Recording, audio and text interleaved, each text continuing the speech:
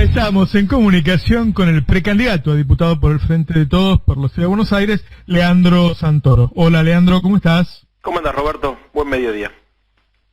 Igualmente. Bueno, ¿cómo estás viendo la campaña? La campaña es una situación de la política particular, ¿no? En donde la elección es como una foto de la relación de fuerzas en un momento determinado y la campaña es como la pre de eso, ¿no? Que a veces va bien, a veces va mal, no, a veces está por arriba de lo que es un gobierno y a veces está por abajo. ¿Cómo la estás viendo vos? Mira, está arrancando. Lo que pasa es que la mayoría de la atención se la lleva a la interna de Juntos por el Cambio, que es muy agresiva. Y además me parece que concita mucha atención también porque se define el futuro de esa fuerza política. En términos de quién va a ser su liderazgo, cómo va a ser la relación entre el radicalismo y el PRO. Me parece que hay más cosas en juego en esa primaria que en la nuestra. Seguramente en la elección general las cosas cambien y la discusión pase más en términos de los proyectos de país o de los proyectos de ciudad, pero por ahora pareciera que los focos se los lleva el quilombo de ellos. Y decime, esos quilombos que estamos viendo, ¿lo ves como algo coyuntural o hay algo estructural atrás de esa discusión? No, hay algo estructural, que es la ausencia de liderazgo político. Está claro que falta Macri. Esto con Macri, Durán Barba y Marcos Peña no te pasaba. Claro, entonces, claro. Ahora, ¿falta Macri porque no está en el país o aunque venga al país el liderazgo de él está en duda? No, yo creo que lo está tratando de cuestionar. Lo que pasa es que no solamente es adentro de su partido, sino también desde el radicalismo. Y creo que los medios de comunicación son conscientes que lo que se está discutiendo es eso, y por eso tanta atención a la primaria de ellos. Fíjate, recién estaba viendo en Clarín una nota, 3 encuestas en Cava, cómo está la pelea por Juntos por el Cambio y el Frente de Todos, ¿no? Pero después plantean que incluso Larreta puede llegar a perder ganando. O sea, hay mucha atención puesta en eso, porque la verdad es que una de las características de la coalición opositora es que tienen claro que no quieren que gane el peronismo, pero después en términos de lo que le proponen a la Argentina, vaguedad. Económicamente suelen ocupar el espacio político, las voces más duras, digamos, de la coalición, ¿no? Pero después definiciones grandes, vaguedad. Y en términos de articulación política y de superación institucional de la Argentina, muy poco, así que es una situación que me parece que expresa bien, digamos, cómo se construye política en la Argentina, con la precariedad con la cual construimos política en la Argentina.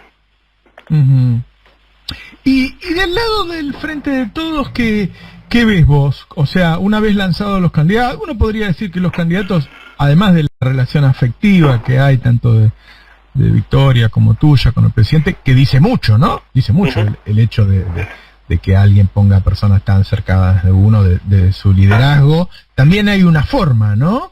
Y también me llamó la atención, no creo que sea casual, que los dos, Victoria y vos, son los que han dado la batalla mediática en estos 2 años. Quiere decir que el presidente estuvo mirando eso también. Sí. A ver, yo decía la vez pasada en Infobae que nosotros no elegimos celebridades como comunicadores, sino cuadros políticos. Porque hay una distancia enorme entre encontrar una persona que conecta con la sociedad por su obra artística o por su sensibilidad personal, y los que logramos o tratamos de conectar con la sociedad en función de un desafío intelectual.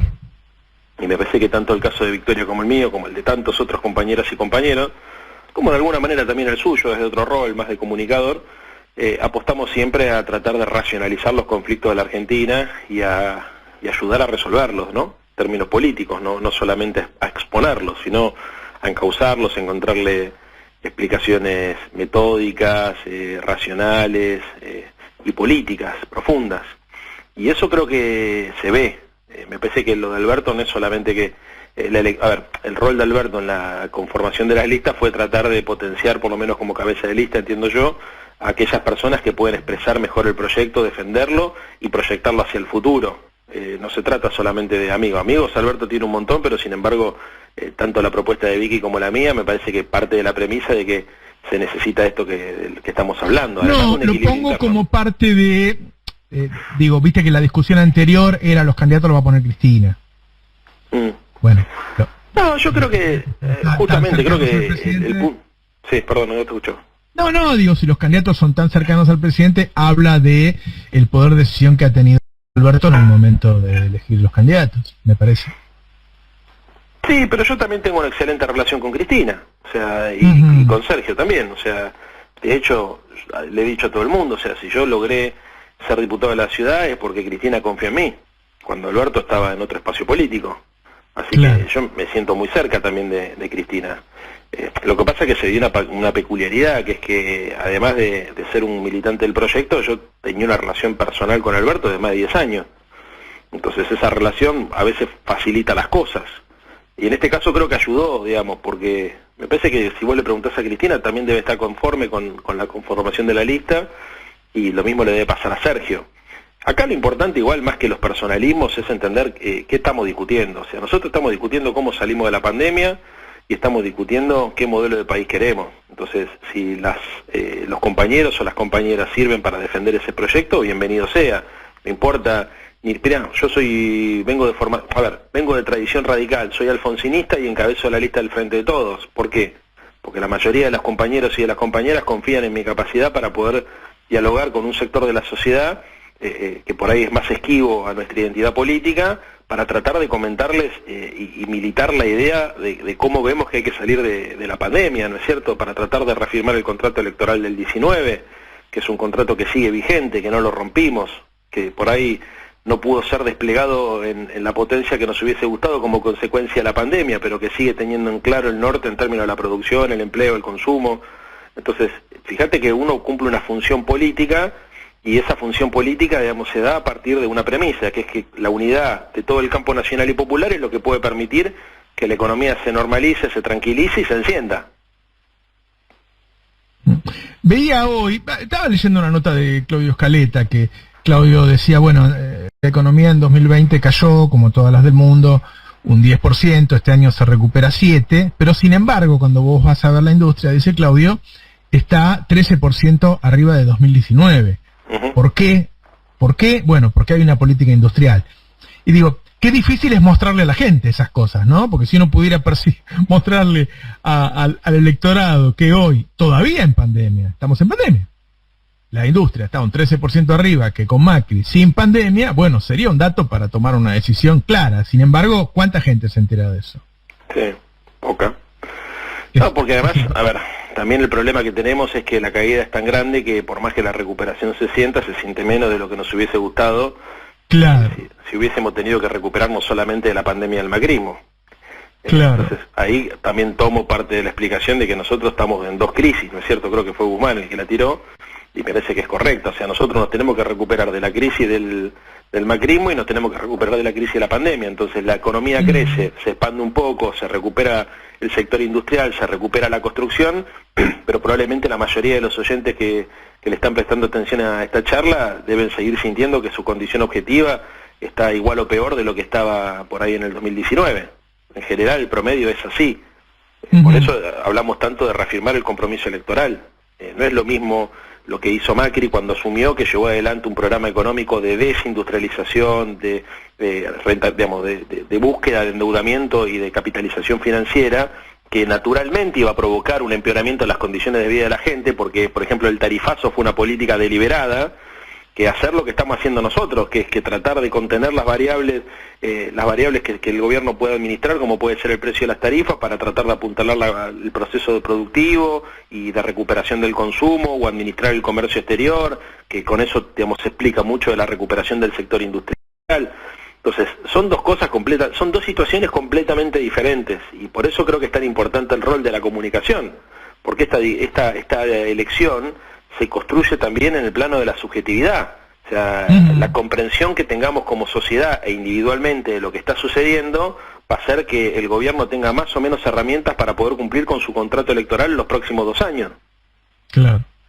No sé si tuviste la oportunidad de leer, hoy Arely Jalad publicó una nota en la que da los datos de la fuga de divisas de la familia Macri. No.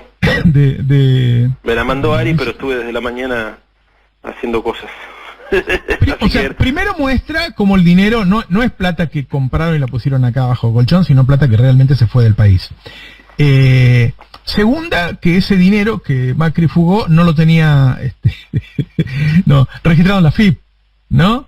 Y tercero, lo que revela es parte de lo que fue la política económica, es decir, concentración, fuga, endeudamiento para fugar, y qué sé yo. Y digo, el desafío de poder mostrar la diferencia entre un plan económico y un plan de negocios, ¿no? En donde se beneficiaba incluso la familia más cercana, digo, Macri, Aguada, los hijos, el padre, están todos ahí.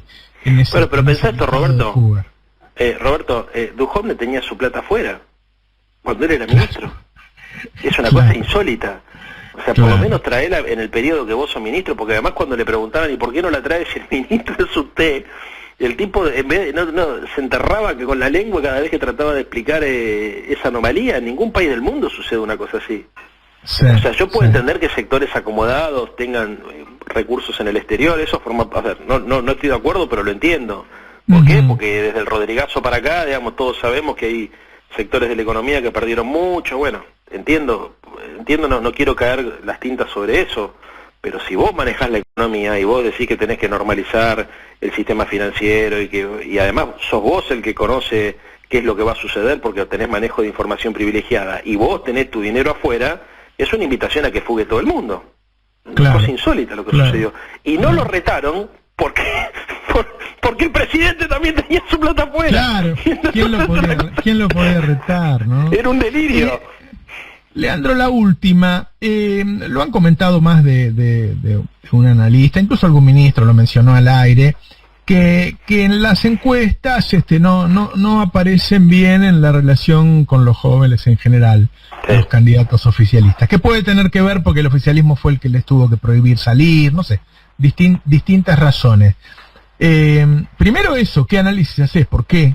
¿Cuáles pueden ser las razones? Y segundo, ¿cómo se enfrenta?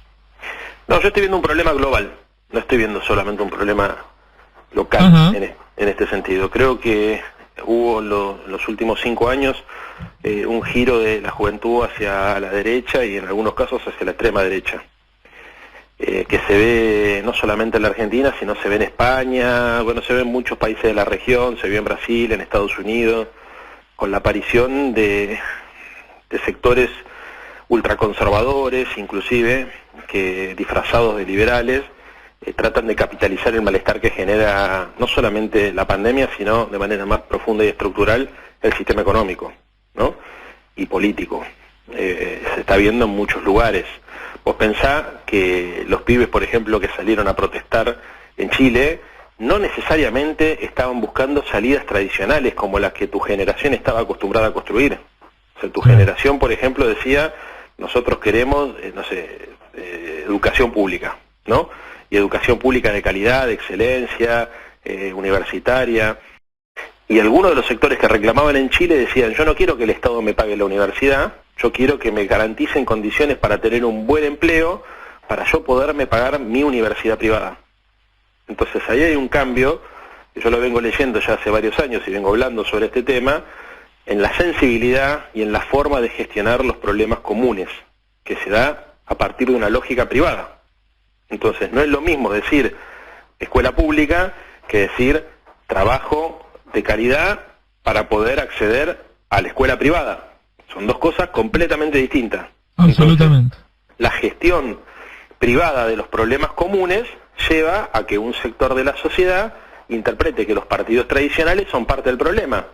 Entonces, para nosotros, por ejemplo, durante muchos años, más allá de la lógica del peronismo, le pido a tu audiencia que me exima de esto, pero se va a entender lo que quiero decir, ser progre era algo positivo, y ser de derecha era percibido como algo negativo, al punto tal que nosotros solíamos decir, y Cristina en varias oportunidades lo dijo, la derecha tiene vergüenza de asumirse como tal, ¿no? Así es, y por eso ahora estos sectores juveniles se autodefinen como antiprogresistas, pero no por peronistas, yo digo porque Guillermo Moreno suele hacer un uso crítico de la concepción progresista. No lo dicen de la misma manera, lo dicen con otra racionalidad, con otra línea argumental. Entonces, lo que está sucediendo, y que es lo que a mí me empieza a preocupar, es que hay sectores de la juventud que tienen un discurso, a veces, digamos, a ver, me llama muy antipolítico, vamos a ponerlo así, muy antipolítico, muy individualista, a veces es muy agresivo, porque esas posiciones muchas veces se construyen sobre prejuicios, y esos prejuicios devienen en odio, muy irracional, donde la dimensión emocional, por ejemplo, ocupa un lugar que tu generación, por ejemplo, no está preparada para aceptar. O sea, vos no estás preparado para aceptar un tipo, no están preparados para aceptar la bronca o la explicación infantil de decir, por ejemplo, derrumbemos todo, porque, o sea, no les quiero dar letra a ellos, pero los argumentos de ellos tienen un carácter muy infantil, muy irracional, muy emocional, muy poco elaborado, muy poco anclado con la realidad. Y entonces, ¿cuál es el problema? Que nos cuesta, a veces sentimos que hablamos en lenguaje distinto, que nos cuesta comunicarnos. Entonces, ojo, o sea, no creo que sea un problema solamente local. De hecho, cuando en España, por ejemplo, se peleaba contra el comunismo, o sea, cualquier persona que bueno, los que escuchan tu programa seguro lo saben, o sea, es un delirio, o sea, en España no iba camino al comunismo. Claro. ¿Qué hay atrás de esa consigna? Es como un infantilismo, ¿me entendés? O sea, asimilaban la idea de comunismo a la maldad y la idea de intervención del Estado, de Estado de bienestar, a la idea de un Estado absoluto y comunista en Europa, en España más que en Europa, para ser más preciso. O sea, ¿por qué pasa eso? Y bueno, ¿y cómo se discute contra eso? Es muy raro, ¿viste? O sea, nuestro derecho a tomarnos una caña frente a la amenaza comunista que nos quiere decir cómo tenemos que vivir. Yo al principio lo tomaba de manera irónica y me reía de eso, porque decía, no, esto no puede ser verdad, y decía, es tan exagerado, tan delirante, que me parece que se va a caer solo, pero después me empecé a dar cuenta que hubo sectores cada vez más importantes que lo empezaron a consumir ese discurso, no de manera irónica, sino de manera dramática. Entonces, bueno, que no es un fenómeno solamente local. Que se están presentando elecciones. Sí, claro, pero con argumentos que son increíbles. Claro, pero bueno, ya está institucionalizado, quiero decir. Y bueno, sí, y habrá que ver. De hecho, yo creo que el problema no es tanto, yo no me imagino que eso vaya a tener como por ahí en Brasil, un fenómeno de masificación, pero sí creo que puede influir mucho en la línea política de Juntos por el Cambio. A ver, creo que la ultraderecha lo que puede hacer es correr más a la derecha, a la centro derecha o a la derecha tradicional.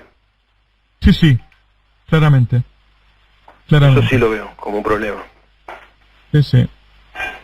Bueno, Leandro, te agradezco mucho. Siempre está bueno charlar un rato con vos, más allá de que ahora seas el candidato. Bueno, a mí también me gusta mucho. Charlamos como si estuviéramos charlando, como cuando charlamos... Así es, como cuando estamos fuera de... Claro, fuera del aire. Así es. Un abrazo, chao. Abrazo.